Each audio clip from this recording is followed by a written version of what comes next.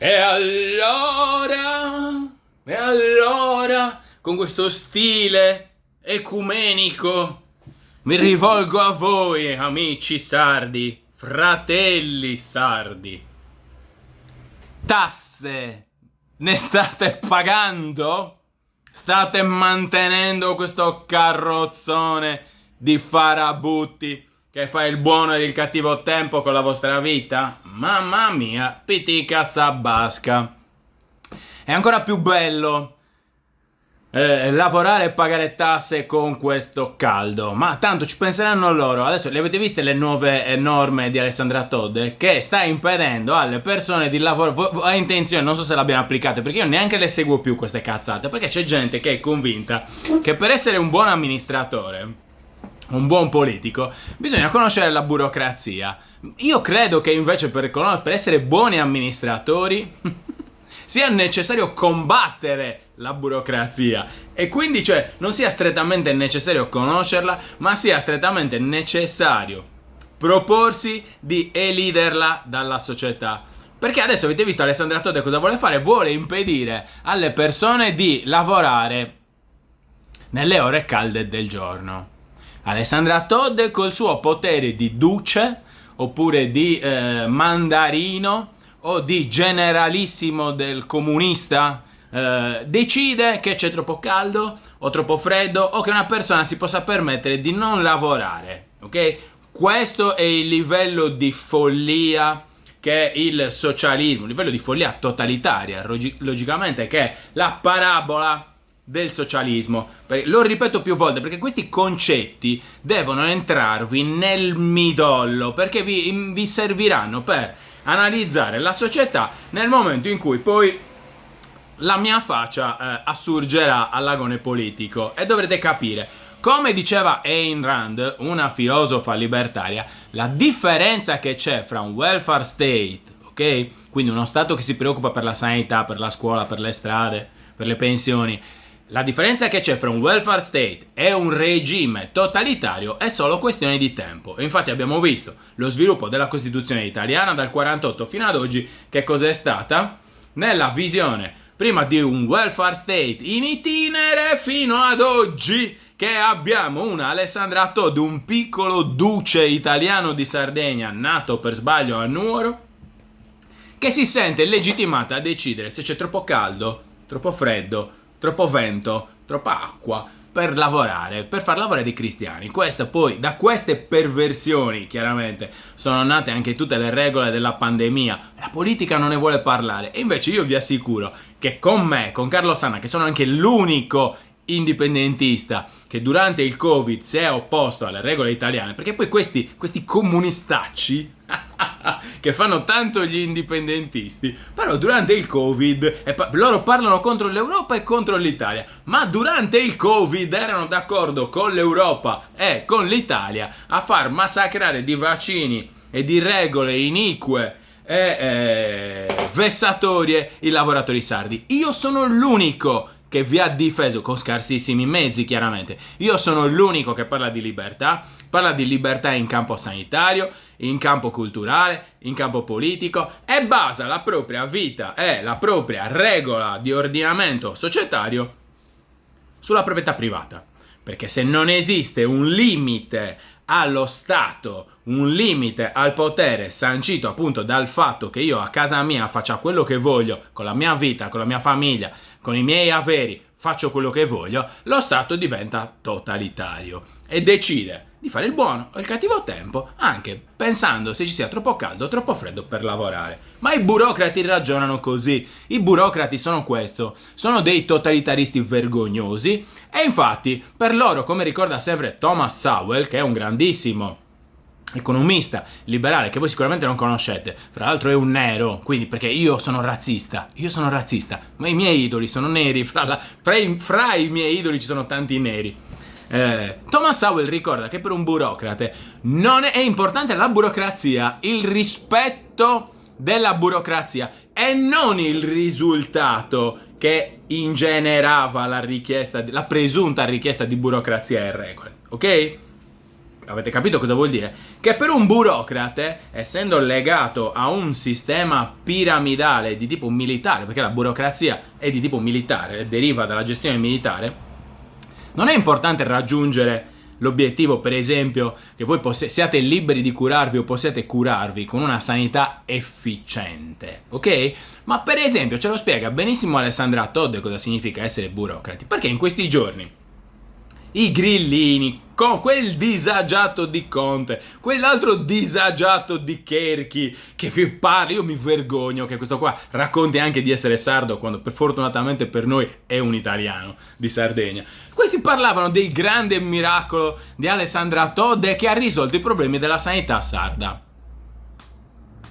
A voi sembrerà incredibile, ma questi disagiati con la loro clac che grida "Brava Alessandra! Brava Alessandra! Brava Desire!", questa clac di disagiati ha il coraggio di dire che loro hanno risolto il problema della sanità pubblica in Sardegna. Ve lo ricordate Di Maio che aveva bandito la povertà, ok? E quindi i grillini hanno risolto con Di Maio il problema della povertà e con Alessandra Todd il problema della sanità pubblica sarda. Peccato che oggi, per esempio, sull'Unione Sarda ci sia scritto questa roba qua.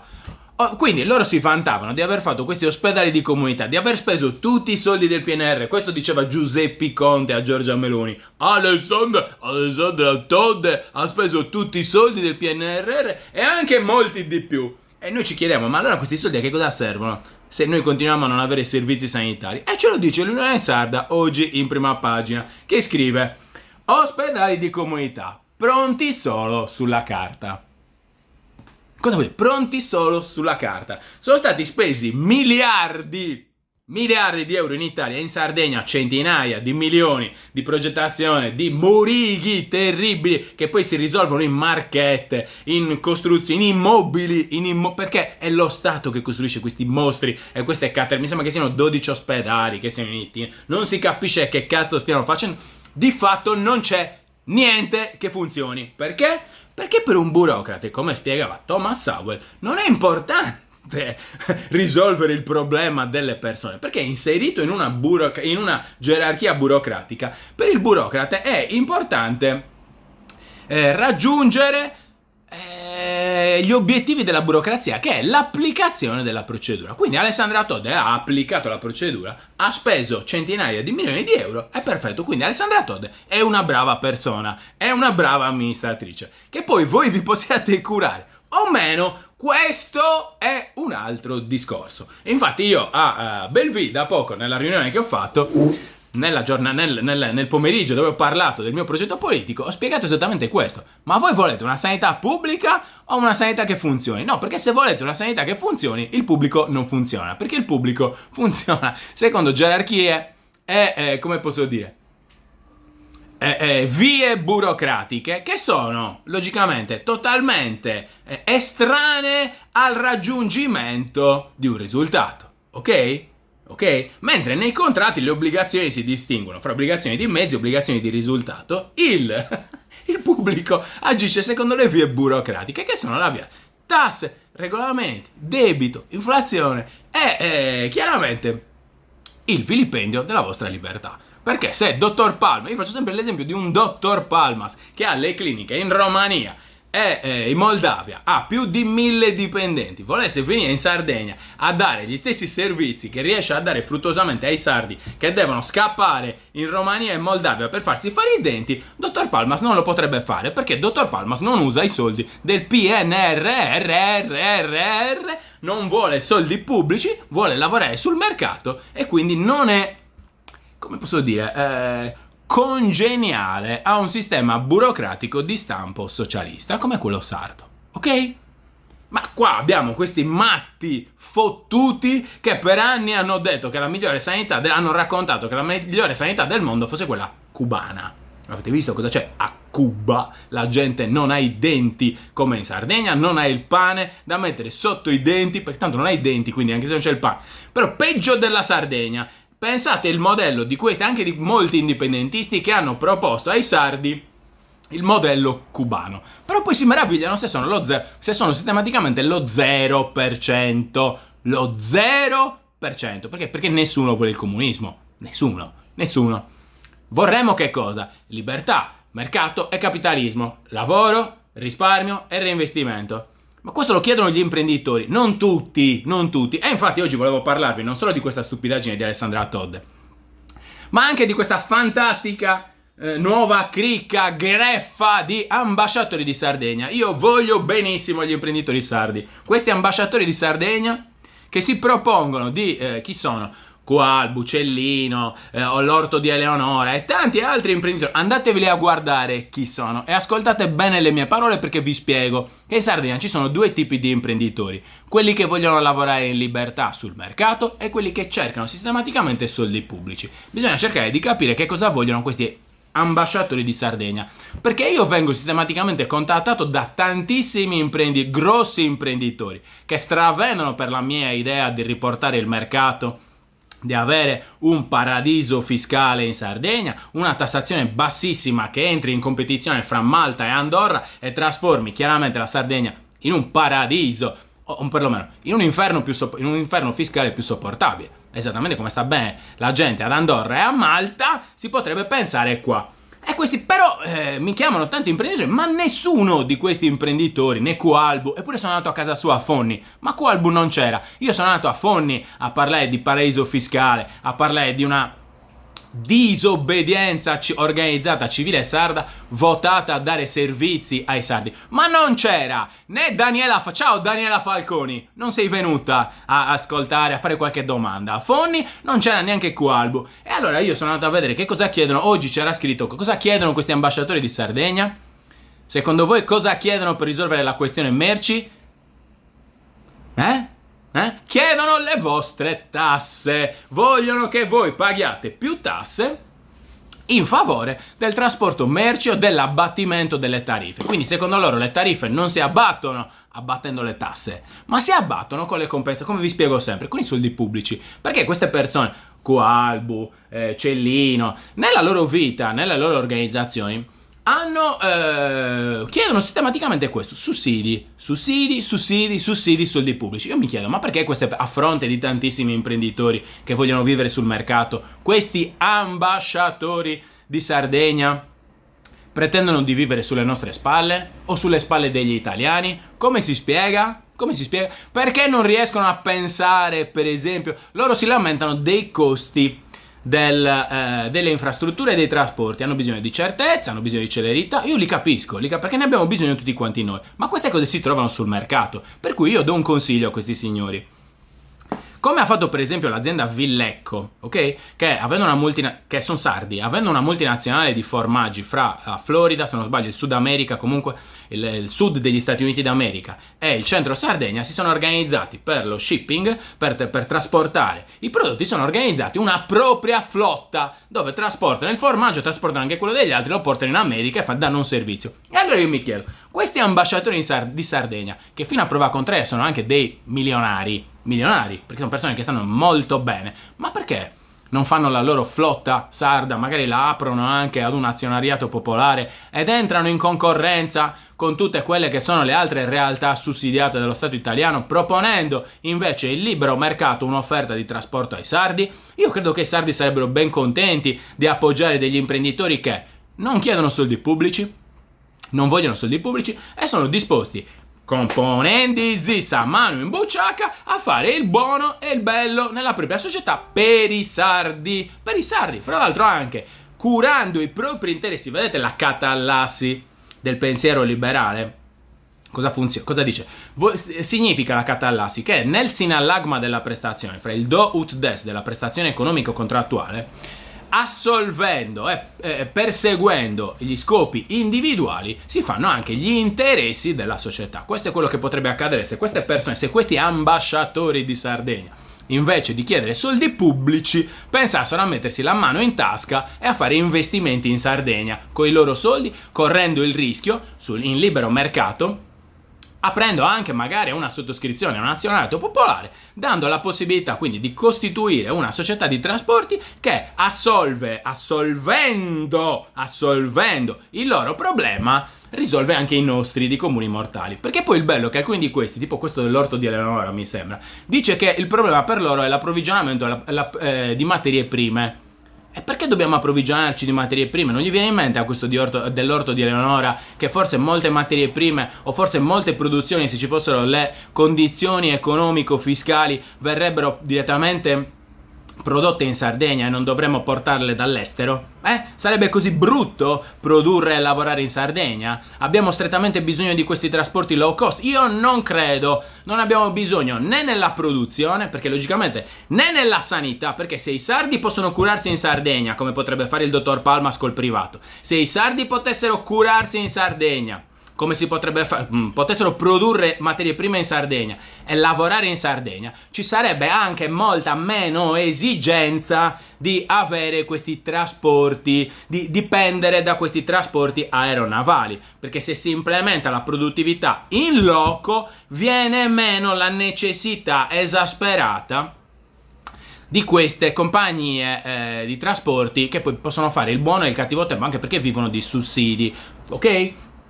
Questo non gli viene mai in mente. Invece chissà perché i grandi imprenditori che parlano con me sono ben felici di parlare di mercato, di paradiso fiscale e di agevolazioni e di costruire qualcosa di bello in Sardegna. Cosa vorrebbe dire questo dal punto di vista del turismo? Che anche l'offerta turistica, venendo meno, come dico sempre io, dovrebbe venire meno le low cost. Le low cost qua non dovrebbero più lavorare, perché il turismo in Sardegna non può essere low cost. Perché quando parlate di gentrificazione, quando parlate di overtourism, l'overtourism è dato dai poveracci che vengono qua attraverso trasporti sussidiati dallo Stato, non in libero mercato, e quindi accedono a beni e servizi che diversamente non si potrebbero permettere. Per quanto mi riguarda, la Sardegna deve diventare un luogo elitario. Ok? Che non vuol dire un luogo solo per i ricchi, ma vuol dire un luogo che invece dà servizi e beni che siano in grado di portare benessere alla nostra gente, perché capite bene che se qua è concesso con i low cost e le persone possono venire con Ryanair o con trasporti sussidiati con i nostri soldi, pagano biglietti da 12 euro, inforniamo una marea di poveracci che qua non dovrebbe venire e che qua chiaramente cerca di vivere sulle spalle dei lavoratori sardi. Non è cattiveria la mia, ma è ovvio che come io non vado alle Maldive, loro non devono venire in Sardegna. Io mi godrò la Sardegna e loro si godranno a casa loro. Oppure una o due volte nella vita io andrò nelle Maldive, una o due volte nella vita loro verranno qua e spenderanno quello che cazzo devono spendere per far star bene anche la nostra gente, compatibilmente alla loro possibilità di godere di casa nostra, perché questa è casa nostra, non è casa degli italiani, non ce ne frega un cazzo di quello che vogliono gli italiani e di quello che credono gli italiani che sia giusto fare a casa nostra. Questo è anche il senso che riguarda la questione di Calafinanza. Calafinanza per me, io l'ho spiegato in un post che fra l'altro ha quasi 2 milioni di visualizzazioni. Io non so se ci siano altri politici sardi che hanno 2 milioni di visualizzazioni senza far vedere le tette parlando di politica. Non lo so, però io credo, sono abbastanza imbarazzato. 2 milioni di visualizzazioni, un post che ho scritto l'altro giorno, dove spiegavo che non c'è niente di male a costruire a Calafinanza, a Tavolara, nei presunti paradisi. Si può costruire oggi con tecniche e materiali che sono perfettamente adesivi al rispetto di luoghi e persone. Il problema è la speculazione subentra quando viene vilipesa la proprietà privata, come è successo a Calafinanza, dove piccoli proprietari terrieri sono stati turlupinati da persone che erano in accordo con lo Stato, gli hanno comprato dei terreni che erano inedificabili e poi magicamente diventano edificabili. Ma cosa succederebbe se la Sardegna fosse edificabile ovunque? Cosa succederebbe? Si abbasserebbero i prezzi delle terre, noi potremmo semplicemente costruire secondo dei perché tutti quanti noi vogliamo bene alla Sardegna. Non è che io non voglio bene alla Sardegna, mi piace l'idea di distruggere l'ambiente. Credo che si possa proteggere maggiormente l'ambiente con la tutela della proprietà privata piuttosto che con lo Stato che fa basi militari, caserme, casermoni, 15-20 ospedali così a cazzo. E poi si meravigliano che il posto faccia schifo, che sia tutto inquinato, perché fino a prova contraria in Sardegna non ha inquinato Carlo Sanna che si farebbe la villetta in un prefabbricato al mare. Non hanno inquinato quelli che si vorrebbero fare magari un glamping a casa loro, ovunque in Sardegna, per lavorare, per stare bene. Ha inquinato lo Stato italiano, con le concessioni, con tutto quello che è stato fatto. Se ci fosse semplicemente il libero mercato, ci sarebbe non solo una tutela ulteriore da parte dei possibili proprietari, ma sarebbe concesso a voi che siete talebani del green, mettendovi la mano in tasca, come ha fatto il patron di North Face in Sud America, di comprare i nostri terreni e di dedicarli a parco naturale. Che problema c'è? Lo potete fare serenamente, senza una legge, senza costringere noi a non costruire. Fate una bella... Se voi leggeste per esempio lo Stato ebraico di Herzl, che immaginava uno Stato ebraico, immaginava appunto una società, la Jewish Society e la Jewish Company. Attraverso la Jewish Company, sì, che sembra la compagnia del succo di frutta, non riesco a pronunciarlo bene, perdone, alla compagnia degli ebrei, praticamente questi che cosa si proponevano di fare? Si proponevano di mettere soldi di tasca propria e di comprare dei terreni per gli ebrei. Voi, invece di criticare tanto e di parlare a sproposito molto spesso dei popoli che non conoscete, studiate i popoli perché ci sono delle idee interessanti. Questa degli ebrei potrebbe essere molto interessante per voi sardi invasati green. Vi quotate, fate un SPA e iniziate a comprare i terreni tipo quello che abbiamo io e mio fratello a 400 metri dal mare da Carloforte. Invece di imporre regole, invece di disincentivare le persone dal costruire, dal fare il bello con la propria proprietà, venite a casa mia, contrattiamo, e io che non ho grande interesse a costruire in riva al mare, ma preferirei vendere e fare qualcos'altro, sono ben felice con mio fratello di vendervi il terreno che abbiamo a Carloforte. La proprietà deve essere la misura che regola la vostra libertà, perché la vostra proprietà rappresenta la vostra libertà di esprimervi contro l'ultimo baluardo, contro uno Stato che fa il buono e il cattivo tempo, riallacciandoci a quello che dicevamo prima, perché altrimenti il socialismo diventa totalitarismo. Questi saranno argomenti che porterò in campagna elettorale. Poi Deu no appamorri italiano, Deu no appamorri italiano, e soprattutto non ho alcun interesse a apparentarmi con altri indipendentisti vari che sono tutti comunisti, perché sono l'unico liberale nel mondo. Mi chiedono: Carlo, ma tu cosa ne pensi degli altri? Cosa ne pensi di Mauro Pili? Ma perché Mauro Pili è indipendentista? Qualcuno lo prende per indipendentista. Cosa ne pensi di tutti gli altri? Sono tutti comunisti, filo cubani, filo palestinesi, filo Hamas, santo Dio, filo integralismo islamico, filo jihad. Questi sono dei matti, E se lo dici ti dicono che io sarei filo ebraico. A me degli ebrei io non ne conosco, non ho mai fatto niente, cerco di parlare in maniera terza e imparziale di come stanno le cose nel mondo. Santi non ce ne sono, ma la jihad, cazzo, gli integralisti islamici sono una cosa terribile. E secondo voi io posso apparentarmi politicamente con questi matti fottuti che sono dalla parte della violenza europea, delle organizzazioni non governative che ci traghettano qua, jihadisti, tagliagole, burrumballavare? Ma voi siete matti. Io penso a una Sardegna paradiso fiscale tipo Andorra, ok? Un luogo rarefatto dove i sardi si godono una meravigliosa festa, le porte sono aperte, venga chi vuole. I padroni a casa nostra siamo noi. Deu no appamorri italiano, Deu no appamorri socialista, mamma mia, lasciatemi in pace, perché questa è la mia apparizione in politica. Io ho intenzione di provare sta roba qui, come ho spiegato, perché credo che sia l'ultima opportunità. Se voi coglierete questo messaggio che si sta trasformando in un soggetto politico, a breve si trasformerà in un soggetto politico, vi chiederò anche una mano per scegliere il nome. Se avete idee sul nome, datemi una mano, non c'è problema, perché a breve andremo a registrare l'atto costitutivo.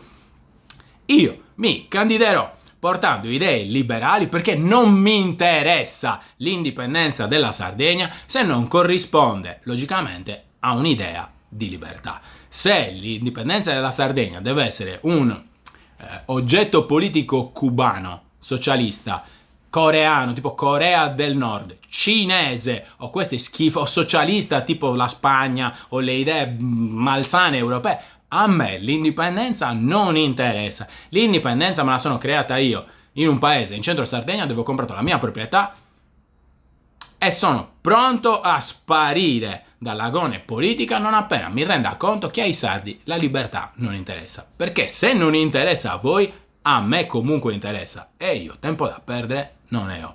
Quindi amici miei, vorrete fare qualcosa di bello? Tanti imprenditori si stanno avvicinando. Anche oggi ho ricevuto mail e proposte di gente che mi vuole aiutare economicamente e fattivamente in questo progetto. Sono contentissimo perché la gente delle cazzate dei comunisti e dei socialisti vari di destra o di sinistra non ne può più. Finza si indipendenza, il messaggio è sempre quello. Finza sa federazione de sos populos sardos. La libertà avanza clamorosamente in Sud America dopo l'avvento di Javier Milei che sta facendo cose incredibili e avanzerà per la prima volta anche in Europa con questa facciaccia qua. Che vi piaccia o meno, c'è tantissima gente che dei padroni ne ha pieni i coglioni. I colori e i coglioni, ve lo ricordate quel matto? Finza si indipendenza. Ciao.